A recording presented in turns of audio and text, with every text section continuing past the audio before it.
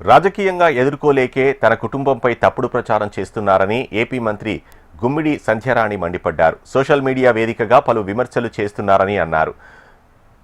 ఇతని ప్రోద్బలం చేయడంతోనే తన కుటుంబంపై యువతి ఆరోపణలు చేసిందని తెలిపారు. ఈ కేసును సైబర్ క్రైమ్కు అప్పగించామని తెలిపారు. అన్ని విషయాలు బయటకు వస్తాయని, అప్పుడు ఒక్కొక్కరి పని చెబుతానని మంత్రి గుమ్మిడి సంధ్యారాణి హెచ్చరించారు.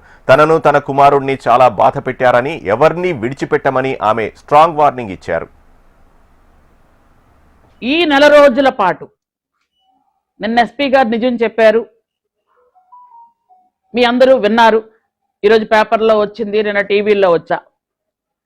నా బిడ్డ పడినటువంటి క్షోభ, దీనికి సమాధానం ఎవరు చెప్తారు? మీ పత్రికలు రేటింగ్ పెంచుకోవడానికో, మీ ఛానల్ రేటింగ్ పెంచుకోవడానికో, స్క్రోలింగ్లు పెంచుకోవడానికో, హైప్ పెంచుకోవడానికో, సెన్సేషనల్ న్యూస్ ఇస్తున్నామని చెప్పుకోవడానికో కొన్ని పత్రికలు, కొన్ని ఛానళ్ళు ఎదుటి వాళ్ళ పరువులు మర్యాదలు తీసేస్తున్నారని కూడా చూడకుండా ఇష్టానుసారంగా మా పరువు మర్యాద తీసే విధంగా మీరు చేసినటువంటికి దీనికి ఎవరు సమాధానం చెప్తారు? దోషం చేశారే, ముద్దాయం చేశారే, చదువుకుంటున్న కుర్రాడిని పట్టుకొని ఇష్టానుసారంగా మాట్లాడారే, ఇష్టానుసారంగా చూపించారే, దీనికి ఎవరు సమాధానం చెప్తారు? మీరందరూ కూడా చూశారు, ఎస్పీ గారు మార్ఫింగ్ చేశారు వీళ్ళు అని. మీకు ఎవరికైనా తెలుసా అసలు మార్ఫింగ్లు అంటే ఏంటో? అంటే ఎంత పరిజ్ఞానం ఉందో చూడండి. అంటే ముసుగేసుకొని తిరిగినంత మాత్రాన అమాయకురాలు కాదు అని అర్థం.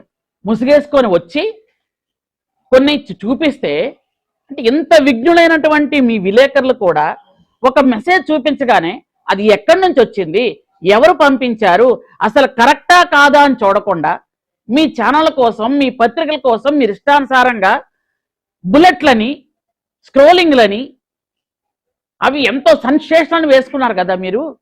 ఈరోజు పరిస్థితి ఏంటి మరి? అంటే ఒక ఆడపిల్ల చూపిస్తే అది నిజమైపోతుందా? అంటే కిలాడీ లేడీలు ఉండరా మన రాష్ట్రంలో? ఇప్పుడు చూడట్లేదా మనం? ఎవరో ఆవిడ తాలూకా ఫ్రెండ్, నిన్న చెప్పారు పోలీసులు, బాయ్ ఫ్రెండ్ అని పెట్టుకొని వాళ్ళ ఇంట్లో 4 ఫోన్లు పెట్టుకొని మార్ఫింగ్ చేసుకొని ఇష్టానుసారంగా చేస్తే నా బిడ్డ పరిస్థితి ఏంటి?